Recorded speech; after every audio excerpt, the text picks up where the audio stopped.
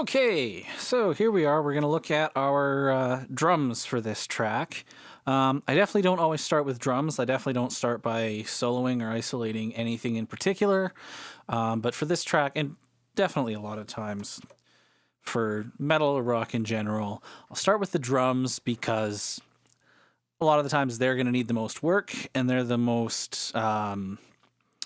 I need to see how far I can push them, and that kind of decides on... that kind of shows how far I can push everything else. So I'm just going to go to my VCAs here, and we're just muting all my groups but my drums. We'll go back over here. This isn't entirely my normal view that I would use inside Cubase, but I've got my EQ front and center because I use a control surface, so when I'm EQing, you guys will be able to see the bands move around and see what I'm doing there. I've got inserts up above that I'll open up if we're going to use them. And so you'll see when I start out, I actually have some high-pass filters engaged on a few things. That's part of my template. I leave them at kind of standard settings. And then if I need to change them, I can always change them. But it's kind of nice when they're just there, ready to go, and I don't have to worry about pushing up my snare drum and hearing a bunch of like rumble down at 50 or 60 hertz. So I'm actually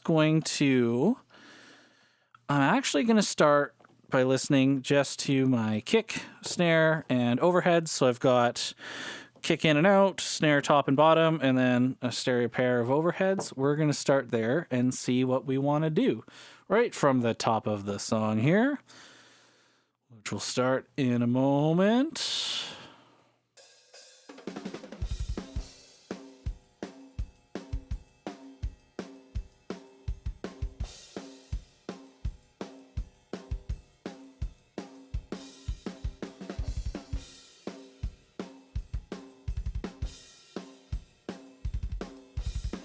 All right, so far, I'm actually quite liking what we've got going on here.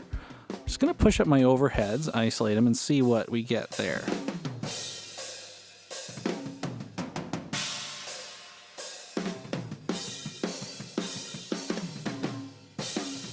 So you can hear that I printed some compression onto them when I did my kind of premix work. I'll typically do that on overheads. They tend to like a little bit of compression just to fold the snare drum in and give the cymbals some explosiveness. I'm liking that. I'm going to leave them flat for right now. Let's have a look though at our kick drum, because it was, when I bring everything back in, it's not quite kind of dominating the way it should. So I'm going to look at my kick in. Now this is a sample, but it's a fairly flat sample. You know, there's not any reverb on it, and it hasn't really been EQ'd all that much. So let's see what we want to do in terms of EQing it.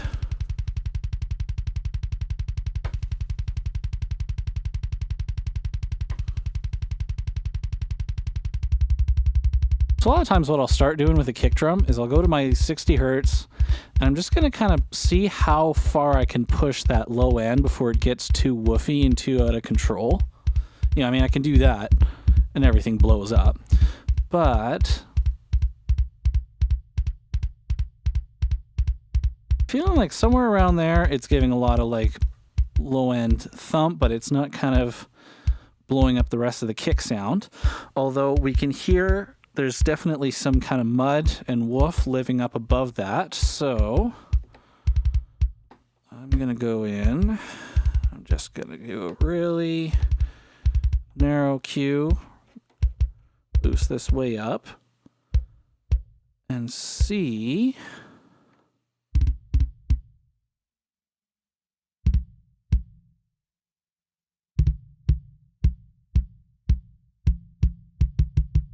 I can really hear it resonating there. I'm going to pull that down. Not a ton. I'll just widen that out a bit. But it's just enough to clean it up a little bit. So when it's in, it's a little muddy. That just gives a little bit of clarity. But also, this is metal. And we all know kick drums in metal go click, right? So let's have a look at our top end here and see how much punch we can get out of this.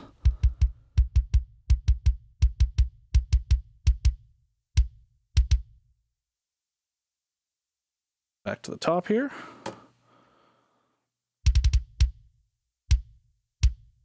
A little much.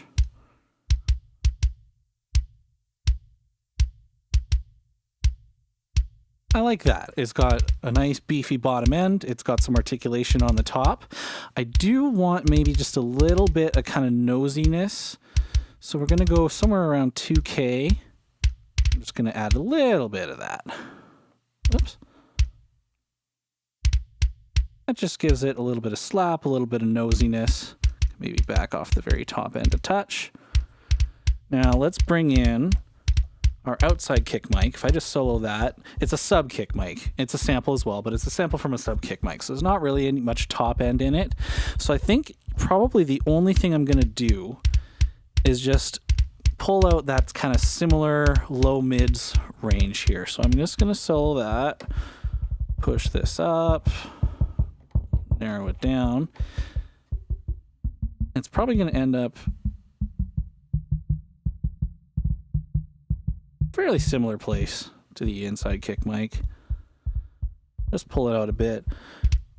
So it's not doing a lot. It's just, if I mute it, just adds a little bit extra boom and depth to the kick drum.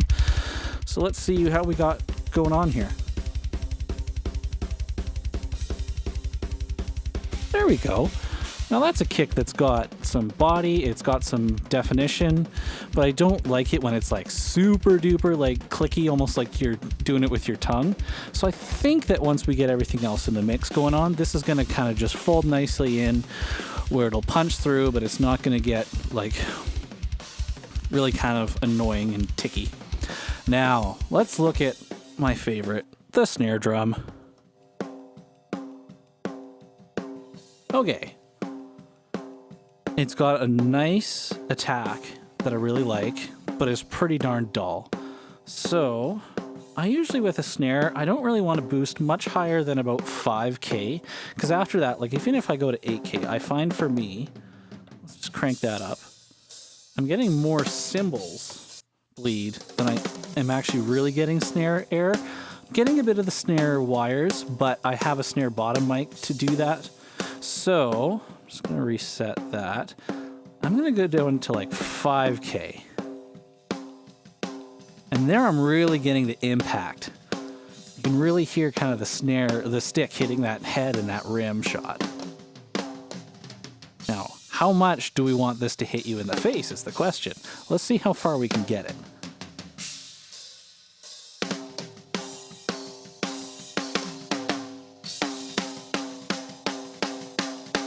The snare's got a pretty good amount of body in it, so I can go pretty ridiculous with this top end and get it really snappy.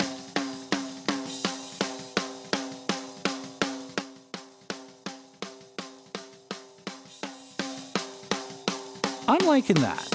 Now, I do want to give a little bit of focus in the bottom end here. So what I'll do with a snare drum is I'll usually start at around 160. Somewhere around there. I'm just going to crank this band. And then I'm going to kind of sweep and see what kind of bottom end sounds the best. I'm liking that around 177. Then I'll just pull that back to where I'm still getting some body on the snare, but it's not getting too woofy.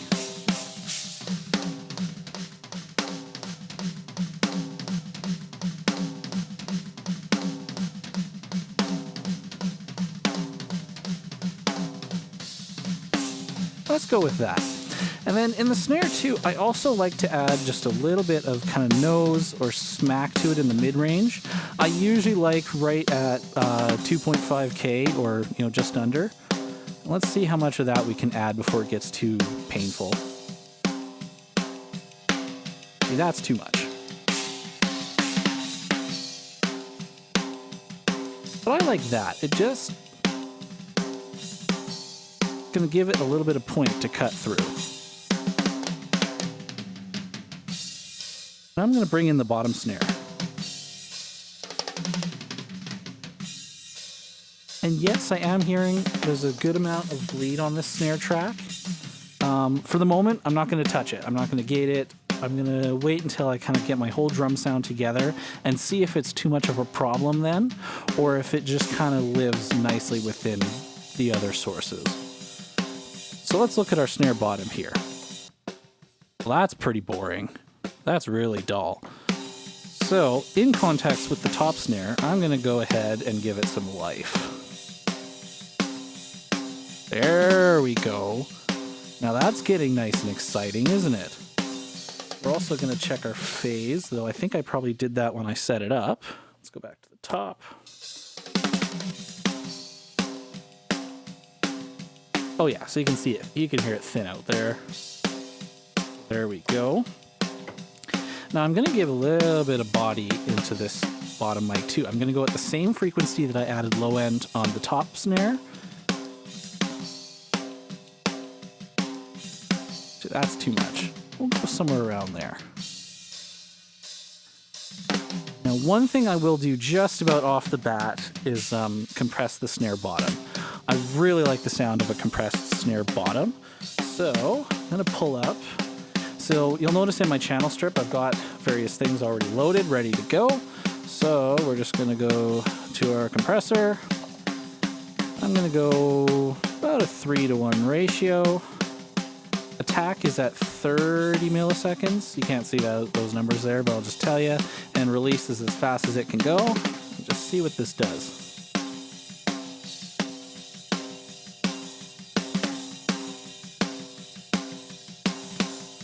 So that gives some nice smack, but it's almost too much smack and not enough sustain. So you know what? I'm going to go super fast on the attack as well. There we go.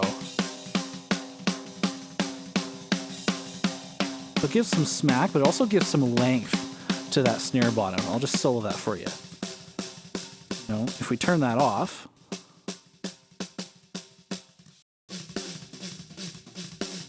you get a lot more length and sizzle out of that. And yeah, it gets some buzz from the toms, but again, we're going to see if we really need to worry about that within the context of the rest of the kit, or if it's just going to fit nicely in there and you're not going to notice it too bad.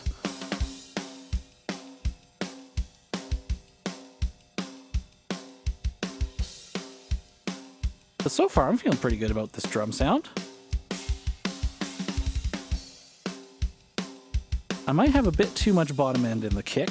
I'm just going to pull that back a bit.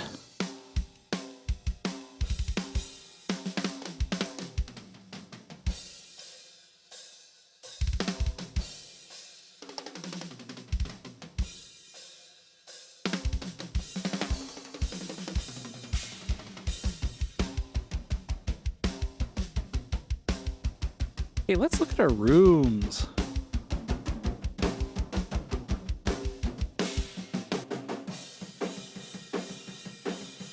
Okay, those are a little woofy. So first I'm going to do is I'm going to just adjust my... oh, I need to activate my link function here. I'm just going to adjust my high pass filter. I don't want to pull out much of the body of the snare, but I do want to get rid of a little bit of low end woof.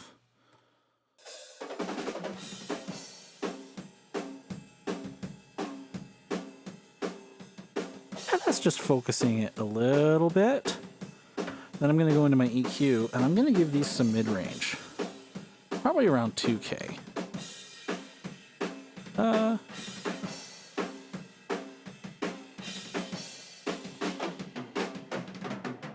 1.5. I want to find something that really brings out the snare.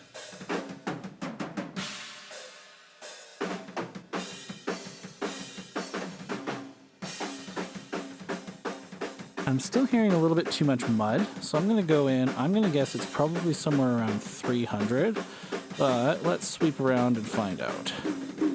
Oh yeah, that's it. I don't want that. Going to cut a little bit of that. Oops.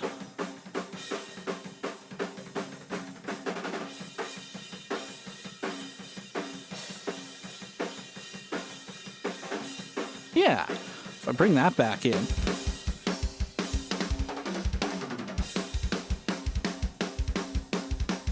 One thing I don't like to do is compress room mics, because then it's going to become all cymbals.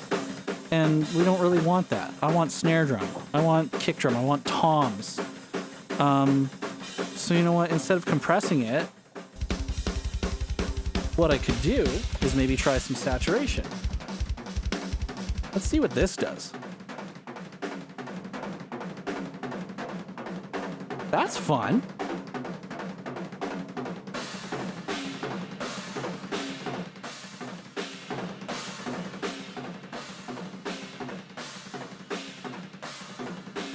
That adds just some space and some attitude to it.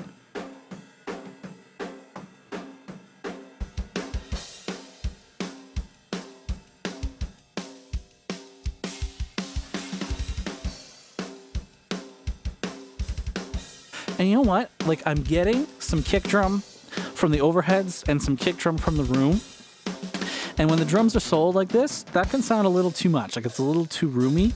But you know what? That wonderful body is going to kind of get soaked up into the bass guitar and the guitars.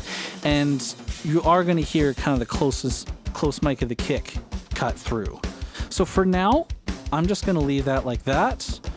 I'm not going to worry about, high passing the crap out of the overheads of the room mics, because I want them to get a good picture, of the whole drums. That's kind of the sound of the whole drum kit, not just cymbals, especially, you've got everything there, and that's really what I want. So.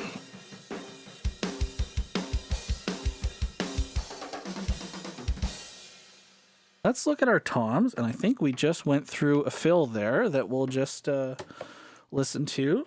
So toms, I have prepared before mixing. I gate them individually, and then I bounced them down just to a stereo pair. There was 5 toms to deal with in this song originally. I'll just put them on a stereo pair, EQ them, compress them together. It seems to work for me. I keep the individual tracks in the session just disabled, so that if I miss something with the gate, or if I do need to go back and fix something, I can do it fairly quickly. But really, we're just hearing these 2 tom tracks here. So let's see what they're doing.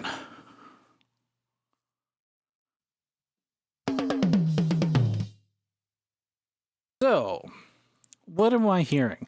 I'm definitely hearing a buildup of mid-range. It's usually somewhere around 500. So let's just boost that up and see. I'm going to narrow that and just sweep around while that fill plays and see if we can find what we're looking for here.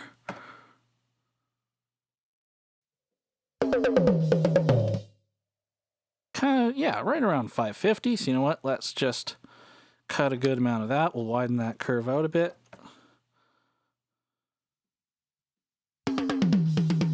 Hey, that got us some really nice and focused toms. They're a little dull, so let's give them some top end.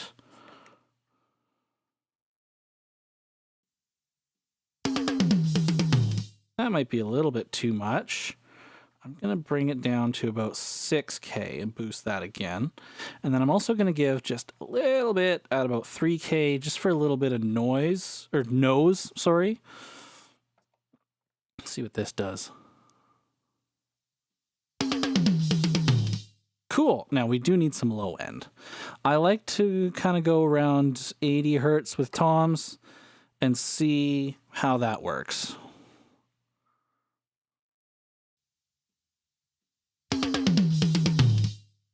Go a little bit more there.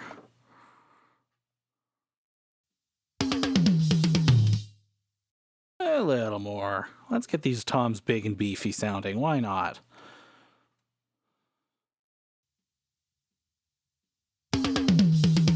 Okay, that was a little too much, so I'm just going to back that off a touch, and we'll go with that. Now, I like to compress toms. I find it's a really quick way to give them some smack, and because I've gated them, I don't have to worry all that much about bringing up noise. So again, I'm just going to stick with the standard channel compressor here in Cubase. I'm going to go about 3 on the ratio. I'm going to leave my attack at 30 milliseconds, and my release as fast as it'll go.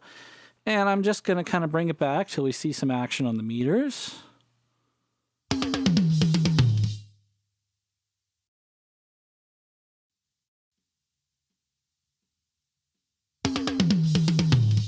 And all that's doing, it's not compressing much, it's just giving us some smack. So if I turn that off,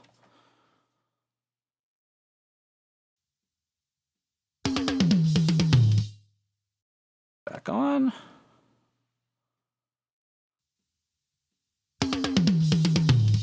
just gives it a little bit of focus and some punch. So if we put that back in the track, back up a little bit here.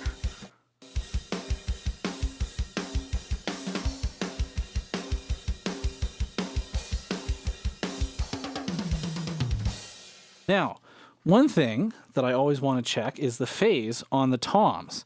And I'll do this just on the tom stereo bus, or the tom stereo pair itself.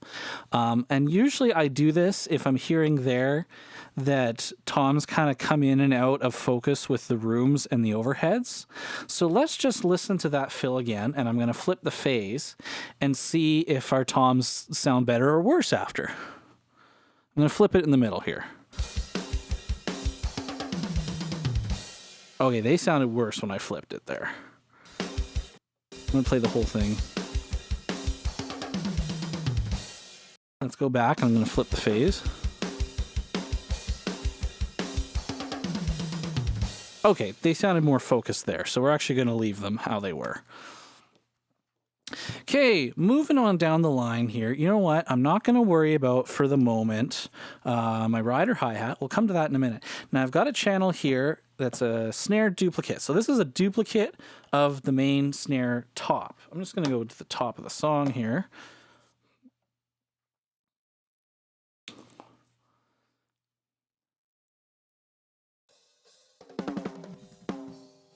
The exact same thing that we heard on the main snare top. But I like to have a bit of fun with this and kind of go a little crazy on the processing. So I'm going to start with the gate.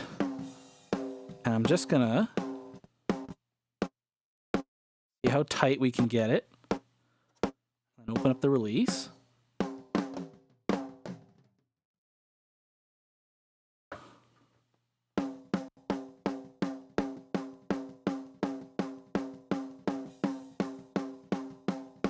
That's working pretty good. I'm going to go into my EQ. Now, because I've cut away just about all the leakage with this, with the gate, I'm actually going to go for some more top end around 8K. And you can really hear now we're getting some snare, fizzle in this mic. But I'm still going to go to my 5K and just get a little bit of stick attack. That's a bit much. Now, this one is going to get a little bright. It's going to get a little shrill. And I'll show you why in a moment. I'm going to add some bottom end. Basically using the same frequencies that I did when I processed my kind of main snare channel. And I'll add a little bit of point.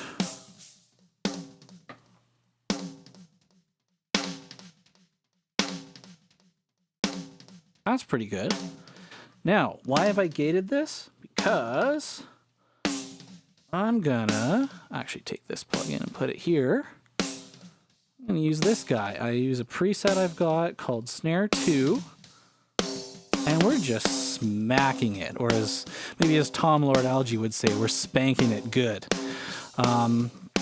Still fairly slow attack. If I go there, it takes too much of the transient away. But 10 milliseconds attack, ratio 4:1. And we're doing, what are we doing? Just about 6 dB of compression. I could probably bring my makeup. Well, we'll just leave it. Why not? It can be a little loud. I'm going to make it move with the fader anyways. And then what I'll do, so that's kind of like a snare parallel, though I'm not sending from my already processed snare track. But then I can just feather that in to give our snare a little bit more attack and spank.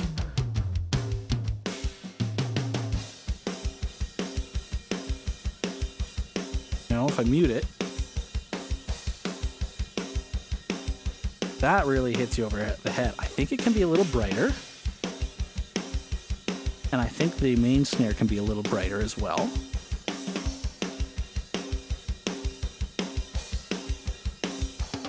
as well as the snare bottom.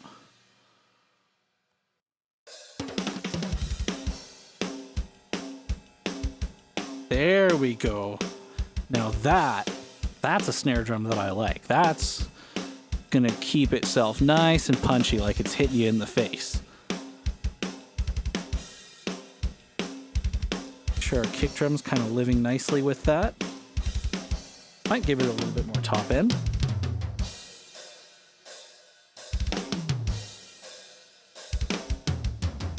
Bit more bottom end to make up. Now, I have a snare sample track here, but I'm going to leave it muted.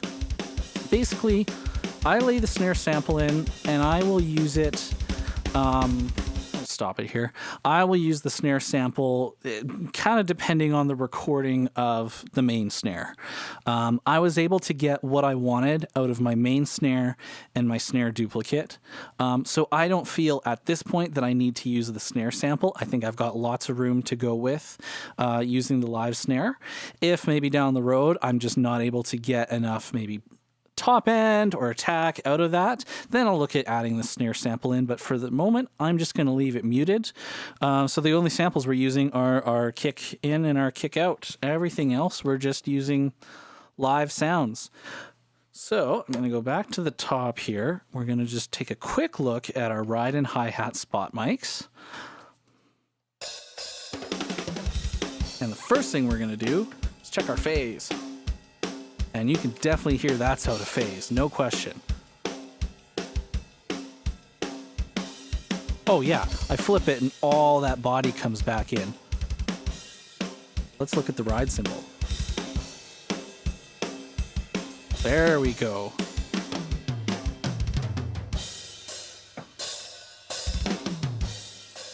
Honestly, I don't tend to do a lot of processing on these tracks. I don't do what a lot of people do and like wipe off all the low end, because then I'm losing snare drum and I don't want to ever lose snare drum. So what I'll do is I'll go and I'll just set it maybe to around 125 hertz on the ride and the hi-hat, and that's just getting rid of the real low mud that I don't really need. I think they're bright enough. If I have problems later with them cutting through, I could add some top end, but I think for now my ride and my hi-hat are bright enough. So I'm just going to push them up and leave them as they are.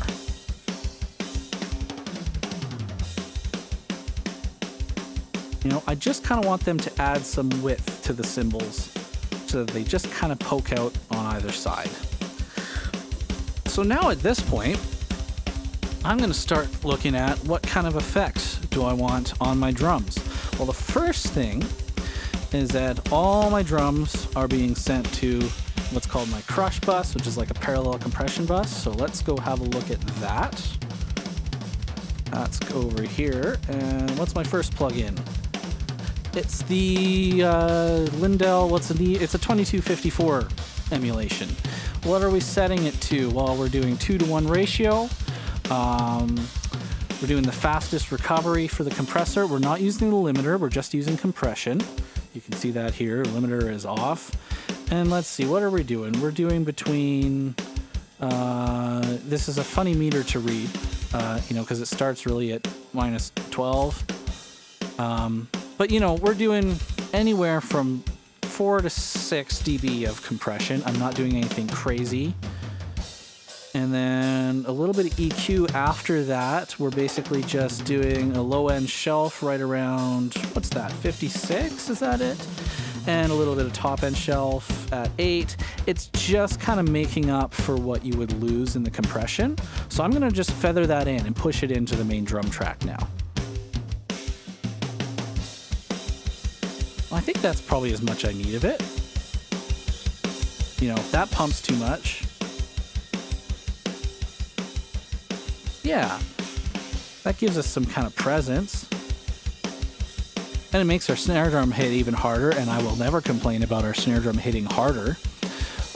One thing, and this is a exact copy of all of the drums, panning and everything. A lot of people will do like just the shells, or they'll do different levels into the parallel bus. But the way I'm using it in Cubase is actually, I'm not even using it from the sends. You'll see I'm using it from the direct routing. So basically that is just sending that, it's sending it at the unity gain, and it's going to copy the panning from the main fader. So it's just sending exactly the same drum mix that is going to my master bus.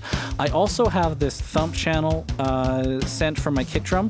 So far I'm not using it because I think I'm getting enough low end out of my kick drum, but if I need it, that, I'll show you what that is.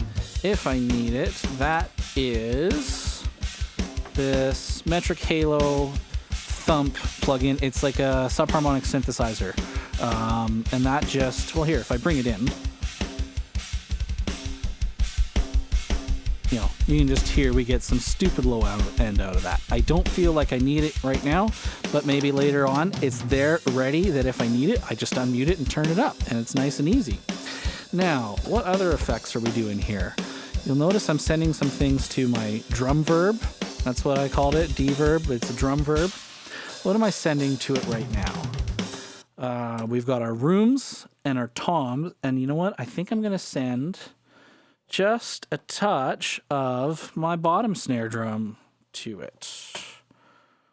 Turn that on and send it at -6, same as the toms. I think that we'll do that. I don't like to send the top snare to it. I just feel that washes it out too much and loses impact.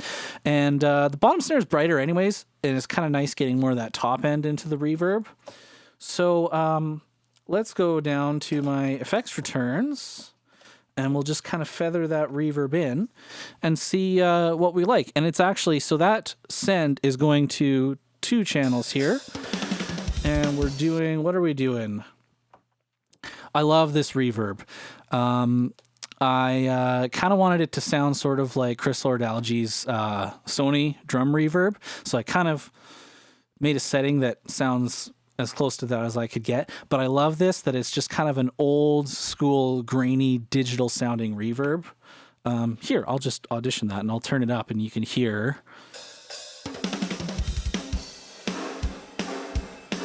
You know, it's kind of bright, it's very grainy. I love that. And then we have on the other channel, this is an impulse response of the Bricasti M7. You can find, I can't tell you where at the moment because I can't remember, but you can find a whole library of impulse responses from the M7 online for free.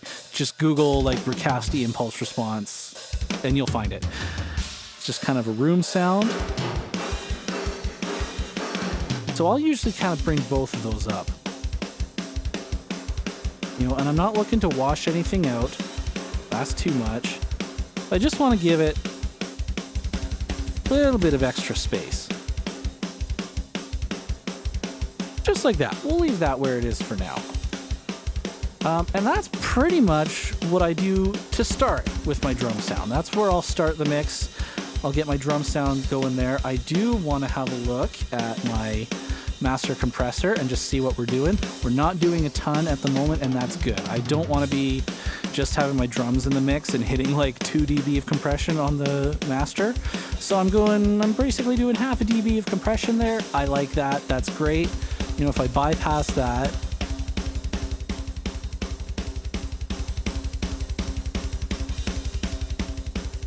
you know, it's just losing a bit of the aggressive, it's losing a bit of the ambience, but it's not really, it's not killing any of the transients, and I don't want that. It's just kind of bringing up the ambience and the kind of aggression of the drum. So for now, we'll leave that as it is, and then I'm gonna move on to, let's add in our bass guitar.